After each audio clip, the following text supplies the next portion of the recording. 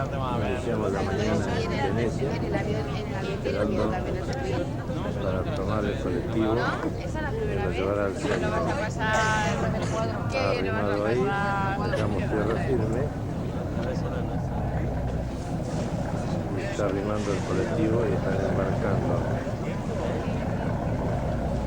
Después allá veremos de tomar algún taxi. Dice que también lo hay, pero siempre sobre el agua.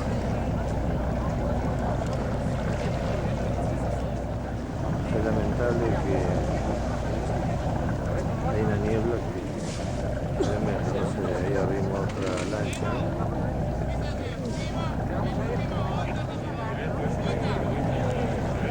No sé si nos ha suspendido el tráfico por la niebla. Viene con radar y todo, pero no se ve un corte. Bueno, mientras No, esa va por ahí.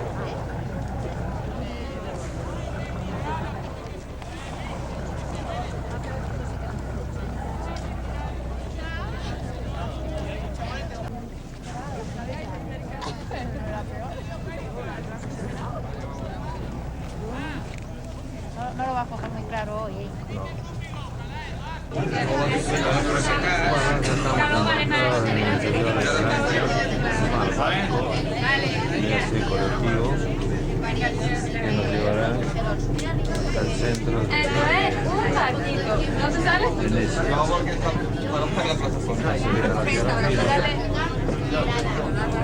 Ya después va a ser la movilidad correspondiente.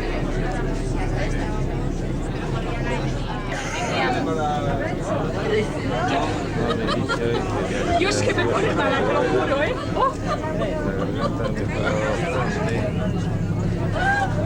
Pero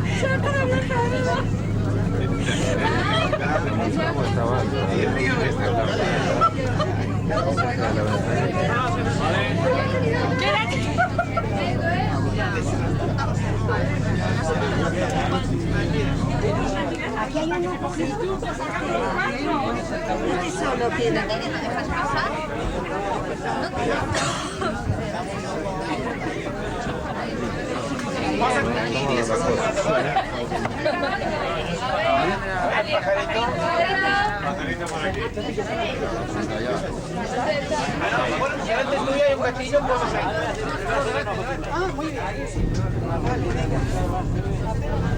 Venga, con la mejor sonrisa.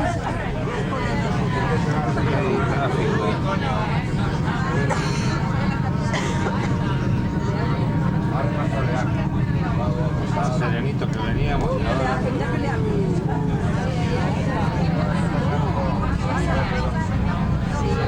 ¿Qué ha hecho?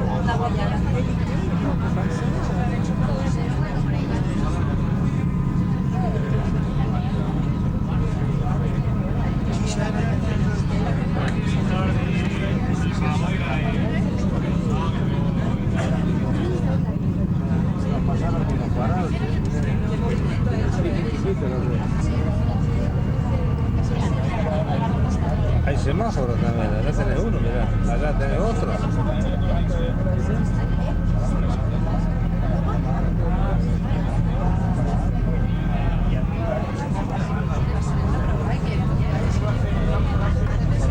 Unas maniobras que no sé.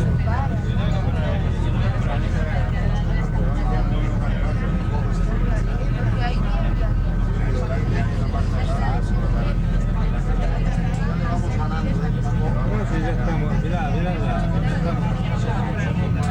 el banco. No lo vea hasta que no está encima.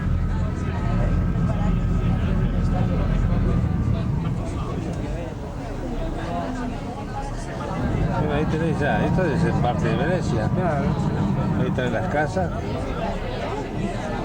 Han barrido la vereda hoy. Qué capricho. Agárrate bien por si golpea de frente y no salí de nariz. Agárrate. Si no lo pone de punta se le va.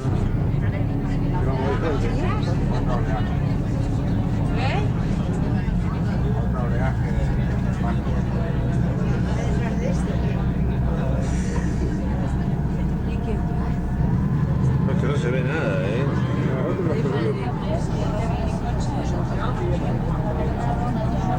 tener que buscar un sistema de poderlo limpiar. Bueno, parece que vamos llegando al atracadero. Lamentablemente el día no mejora, no se ve nada. Y Argentina también hay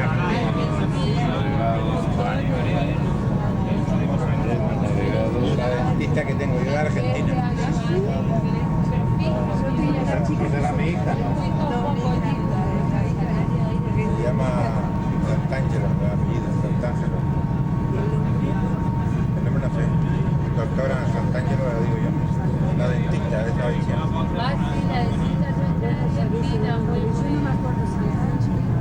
Y es muy buena. Yo tengo un cuñado familiar que es homeópata y funciona argentina, pero es canario. Hay mucho Ah, también el dermatólogo. Qué lástima el día. Se especializó en Buenos Aires. Algo se ve en la parte de una de las costas y el puerto. Y era un licor porque era mi puesto. Nueva aventura. Era rico, ¿no? Pero era fuerte. Es el uso acá de la Es zona. focalista. Y de los canarios salimos a cualquier sitio y llevamos a casa de verano. No sabemos que el frío. Cuando Parte llegamos. de una de las islas, creo que son 118 islas y 400 puentes que unen a esta ciudad. Bueno, hay chicharreros, pero que ha vivido mucho. Bueno, eso que esa lancita que va allá, eso dice que son taxis. Una por ahí hay muy graciosa. Este será uno de los 400 puentes que tiene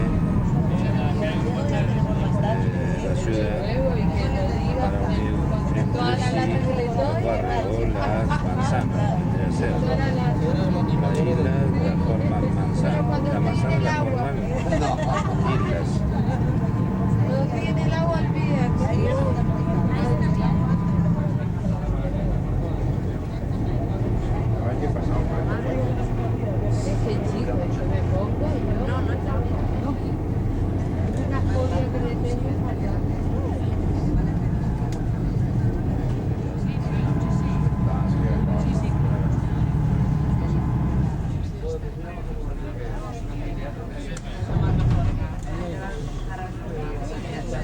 Desde luego, cómo se ve, que parece que estamos en una película. Yo no me lo creo. Parece una película. ¿Eh?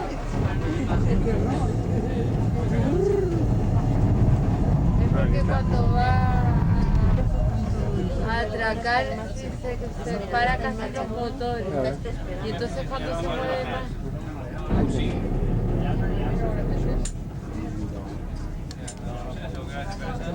Ay, por favor. Toda la zona. Y la otra. Bueno, allá las cocheras, sí. Allá las cocheras. Que una hora. Una hora ahí de vuelta, media y media. No, el mar está, son canales, está quieto, pero se mueve mucho. No hay oído decir, no hay una frase que dice, se mueve como una gota. Sí, porque hay Ya, a lo mejor ella tiene 6.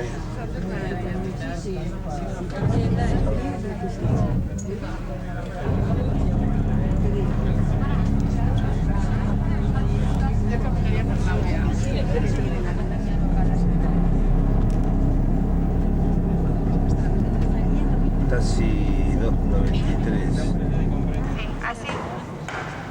Ahora, ya saben que yo me llamo Cristina, soy la guía local, soy también veneciana. Por esto, si tienen preguntas, curiosidades de Venecia, háganlas en cualquier momento sin problema. Para empezar la visita, pasamos hacia el centro de la plaza para hablar un poco del origen y de la técnica de construcción de Venecia. Los primeros habitantes, para poder construir toda la ciudad, tuvieron que reforzar mucho el suelo, porque las islas eran de arena y de hierba. Entonces, claro, que no se puede construir de arena, y los primeros habitantes clavaron miles y miles de palos de pilotes aquí en el subsuelo. La madera no queda en contacto directo ni con aire, ni con agua, con estas aguas tiene posibilidad, se vuelve igual como piedra. No es romántico vivir aquí, como parece en las películas, es todo diferente. Pasamos ahora, la señora ya está aquí. Pasamos ahora a ver uno de los puentes más famosos, tal vez del mundo, es el famosísimo Puente de los Suspiros, que está aquí al lado. Vamos. Entonces, el puentecito blanco, pequeño, completamente cerrado, con las dos ventanitas cuadradas allá en el centro, que comunica el interior de este decoradísimo palacio a su izquierda, que era Palacio de Justicia, con el interior del otro palacio aquí a la derecha, que era la cárcel veneciana, es el famosísimo Puente de los Suspiros. Entonces los juicios se hacían aquí, en el interior de este palacio, aquí a la izquierda. Los condenados pasaban directamente a sus celdas aquí en la cárcel. Y por esto, claro, suspiraban, como todos los condenados. Por esto se llama Puente de los Suspiros, porque los condenados suspiraban. Nada que ver con enamorados suspirantes, eran suspiros solamente de los condenados y nada más. Aquí en la fachada lateral de la cárcel podemos ver las ventanas todavía cerradas por rejas, porque existen celdas en todos los pisos de la cárcel. Pero las celdas peores no eran las de la cárcel, sino las del Palacio de Justicia, y eran las que estaban en la planta baja, porque cuando subía la marea se inundaban, por esto se llamaban pozos. Existían otras celdas aquí en el último piso del palacio con un tejado de plomo, por esto se volvían frías y calientes según la temperatura del exterior. Pozos y plomos eran las celdas de los condenados políticos, que como siempre, claro, estaban en las celdas peores.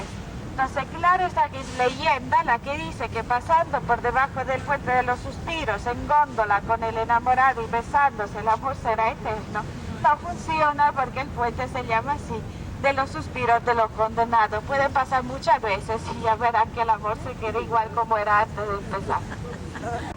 Toda esta parte de la laguna aquí enfrente siempre ha sido el puerto de Venecia. Ya dije que Venecia se ha construido en una playa, por esto los venecianos siempre han tenido que comprar todo lo que necesitaban para comer, para construir.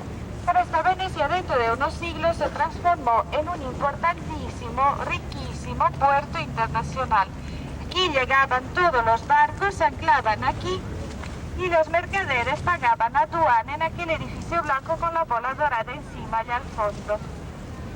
Pagada aduana, los mercaderes podían recorrer el Gran Canal, que empieza allá mismo donde está la aduana y la iglesia con las dos cúpulas blancas, que se llama Santa María de la Salud. Más o menos en la mitad del Gran Canal está el puente famosísimo de Rialto, con el mercado de la fruta, de la verdura y del pescado, que yo aconsejo visitar después en su tiempo libre. Pueden pasar allá al fondo donde están los jardines y coger un vaporetto aquí es un autobús y es claro un barco. Pueden coger por ejemplo la línea 1 y bajar en la parada que dice Rialto. Vale la pena porque así pueden recorrer una parte del Gran Canal, que no es solamente un gran canal, sino la calle principal de aquí. En las dos orillas ya verán todos los palacios más interesantes. Claro que se puede también simplemente pasear, andar hacia Rialto. Y ahora les voy a enseñar dónde está el camino. De todas formas, acuérdense que pueden también recorrer el Gran Canal con un medio de transporte público, un vaporetto, así se llama aquí. Esta la torre famosísima llamada aquí Torre del Reloj. Allá arriba está una campana central, al lado dos figuras que se llaman aquí los moros. Cada uno lleva un martillo así y los moros se mueven, es decir, dan las horas cada hora del día y de la noche. Antes va a tocar el que está a la derecha y luego repite la misma campanada que está a la izquierda para que se oiga bien en toda la ciudad. Pasando por debajo del arco de la torre del reloj, allá mismo empieza la calle principal de aquí que se llama Mercerie, donde están todas las piezas más elegantes y más famosas de Venecia. Dentro de 10-15 minutos, paseando, siguiendo los escaparates, se llega a Rialto. Entonces acuérdense que pueden no coger un barco y bajar en la parada que hizo Rialto, o bien simplemente andar, pasear hacia Rialto, un paseo obligatorio para todas las mujeres, porque allá hay todas las tiendas, las boutiques de aquí. Bien, estamos aquí para hablar un poco de este palacio aquí, enorme y decorativo. Pero el palacio aquí enfrente se llama realmente Palacio Ducal. Y ducal aquí no significa del duque, sino del doge, que era diferente, porque el duque dependía de la autoridad del emperador, en cambio aquí el doge era un presidente autónomo, libre, independiente, elegido entre y por los ricos aristocráticos venecianos. Después de su elección, el doge recibía los símbolos del poder y tenía que jurar de respetar las leyes de la república. Es decir, no podía salir solo de su palacio ducal, sino siempre acompañado por unos consejeros. No podía recibir regalos, solamente perfumes y agua de rosa. No podía tener relaciones personales con embajadores o príncipes extranjeros. Sus hijos no se podían casar con princesas extranjeras. No basta, después de su muerte una magistratura especial hacía un juicio al doge. Solamente si el doge no había dejado deudas y no había cometido injusticia, le hacía un funeral solemne de Estado. Caso contrario, sus herederos tenían que pagar todas las deudas del padre. ¿Qué le parece? Un sistema muy bueno, muy inteligente, que el doge no tenía poder. Era una persona que solamente representaba la república con los extranjeros y nada más. Poder aquí estaba realmente en manos de los senadores de la república que yo ya he llamado aristocrática. Eso significa que eran solamente unas cuantas familias de la aristocracia veneciana las que tenían el derecho de estar en el parlamento de la ciudad, y era un derecho que heredaban y transmitían de padre a hijo. Entonces aquí existía una clase política cerrada entre por los ricos aristocráticos, después elegía al doge, a los senadores y a todos los otros magistrados. El Palacio Ducal era entonces el Palacio de Justicia, el Palacio del Doge, del presidente de aquí, y claro, también el Palacio de Gobierno. Entonces obviamente tres palacios en uno. Visitando el interior del palacio, que hoy en día es un museo, al final del recorrido, se pasa también por el interior del Puente de los Suspiros y se pueden ver unas celdas de la cárcel aquí al lado. Y está la entrada, el palacio que se llama Puerta del Papel. Se llama así del papel porque aquí se decía el archivo oficial del Estado que se conservaban los papeles. Allá sobre la puerta está un doge de rodillas delante de un león con alas. Doge era el presidente simbólico de la República y el león con alas, que ustedes van a encontrar en muchísimas partes, aquí también allá al fondo hay uno en la columna. Y en los otros palacios ya veremos hay otro, porque es el símbolo de San Marcos, que es el santo patrón y protector de aquí.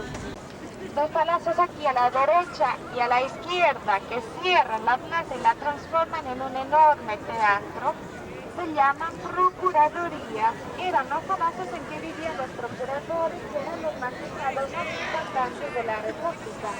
Mientras que allá al fondo, donde se escrito Antonio Canova, Antonio solamente ahora se le dice, hay el único palacio construido aquí en la plaza de San Marcos después de la caída de la República, es decir, después de 1797, año en que Venecia y todos sus territorios pasaron bajo la dominación francesa de Napoleón.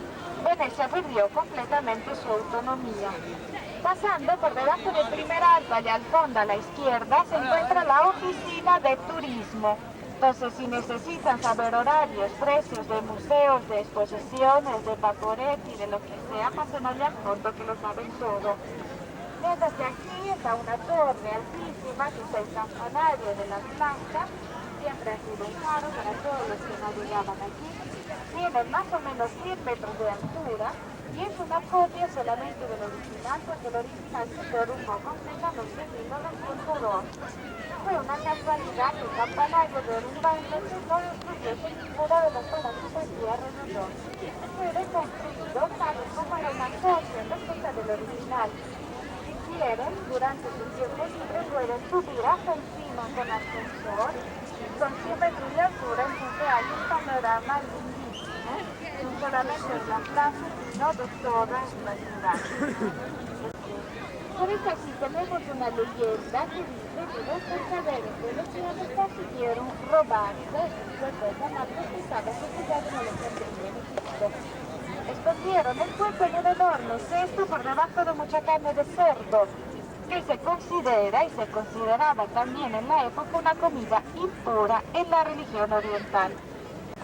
Toda la iglesia se ha construido con ladrillos, igual como el campanario aquí al lado, mientras que todos los mármoles, las columnas, los capiteles fueron colocados después, durante el siglo XIII. Es decir, cuando Venecia se conquistó su imperio colonial en el oriente, conquistó una parte de Grecia, y la misma que en esa época era Constantinopla, la ciudad que ahora llamamos Istambul.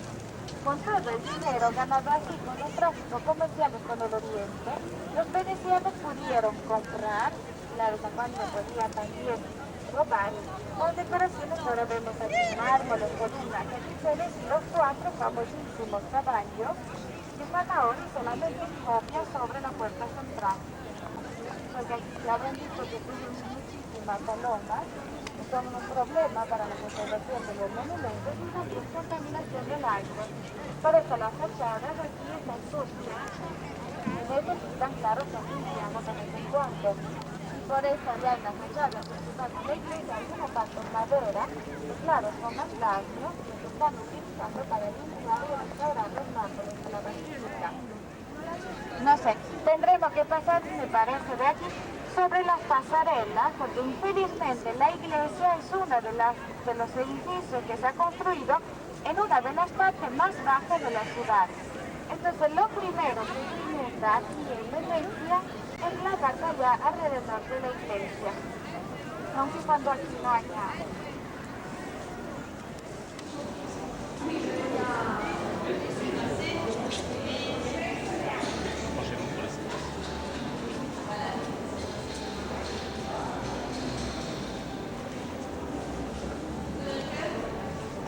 Allá todavía queda agua.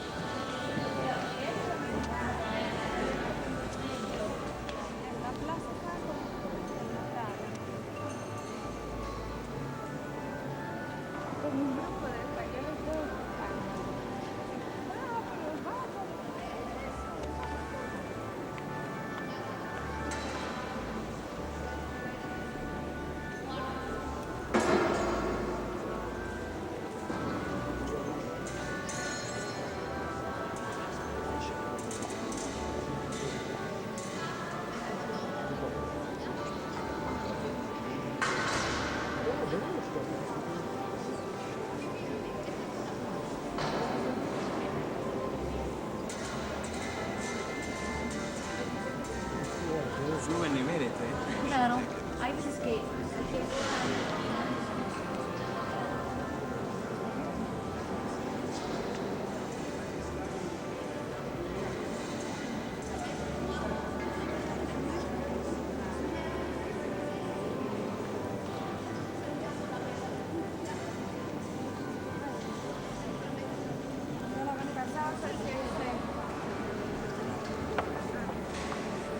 Como la señora termina,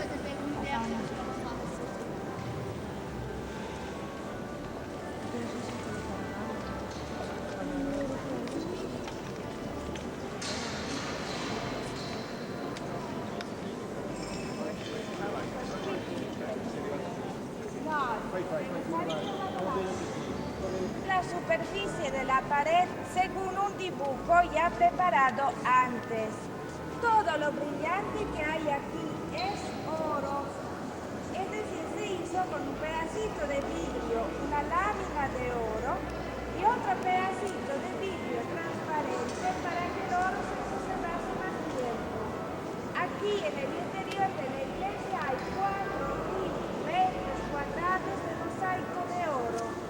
Una riqueza enorme, todo dinero ganado con los tráficos comerciales con el Oriente. Claro está que es una superficie también enorme, mosaico, por eso hay partes que pertenecen a épocas y estilos diferentes. Por ejemplo, aquí enfrente, en este arco, se representa el lavatorio de los pies y la última cena. Vamos aquí por donde están, aquí, en el primer arco aquí enfrente. Las figuras de la última cena están dibujadas en la superficie. Le falta el relieve, le falta el movimiento. Toda la escena aquí no tiene perspectiva, porque podemos ver platos y cuchillos sobre la mesa. Entonces, claro está que aquí el artista no sabía manejar bien la perspectiva. En cambio, los mosaicos que están aquí ahora a mi derecha, en el arco de la nave central, son completamente diferentes. Es decir, las figuras allá tienen movimiento, profundidad y perspectiva. No han cambiado la técnica porque aquí todo sigue siendo mosaico, ha cambiado el estilo de los dibujos que se utilizaban para realizarlos. Entonces aquí los mosaicos son del siglo XIII, allá son del siglo XVI. Se ha calculado que para terminar toda la superficie en mosaico, los venecianos tardaron 7 siglos. Bastante. Donde termina, y otros 700 horas para restaurarlo. Donde termina mosaico empieza otro tipo de decoración hecha con mármol, cortado y abierto, como las páginas de un libro. Por eso las secas del mármol hacen los dibujos simétricos. Pero en la época no existían máquinas para cortar mármol.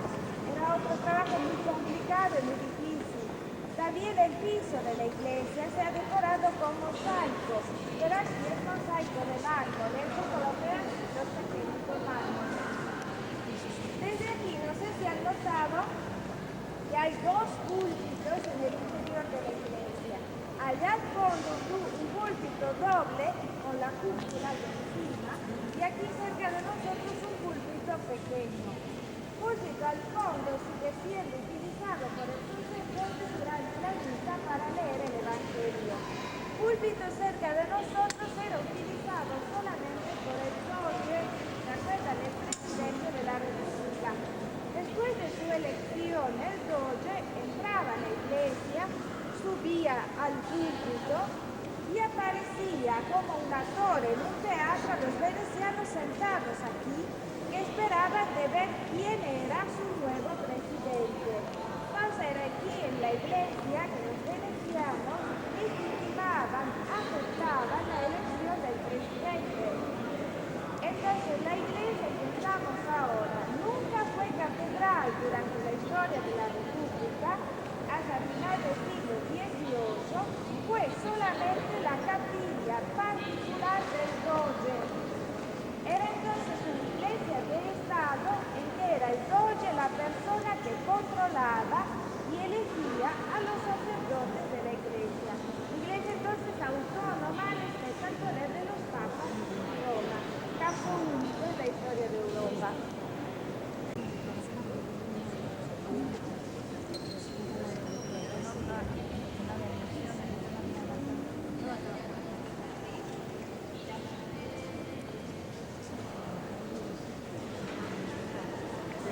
Todos pedacitos de distintos motivos, que todos son pedacitos de mármol. Los presos y los años que los dice que 9 siglos tardaron en hacerse. Pero mirá.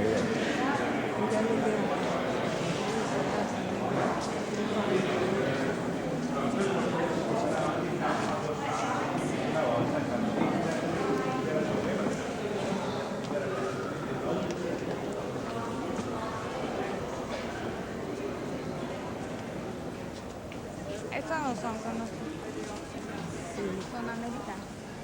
Bien, entonces ya saben que la visita termina aquí al lado en una tienda que estará también su guía Amalia esperándoles. Si no tienen preguntas, pasamos entonces a ver esta demostración. Ya saben que en la tienda van a ver una demostración, es decir, un maestro trabaja para ustedes, una persona explica la técnica, es decir, cómo se hace el vidrio de Murano.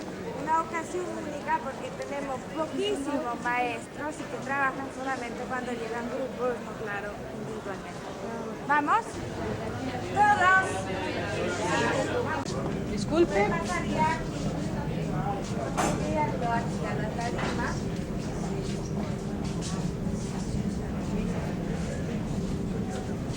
Vas a ver que es lo mismo que hemos visto.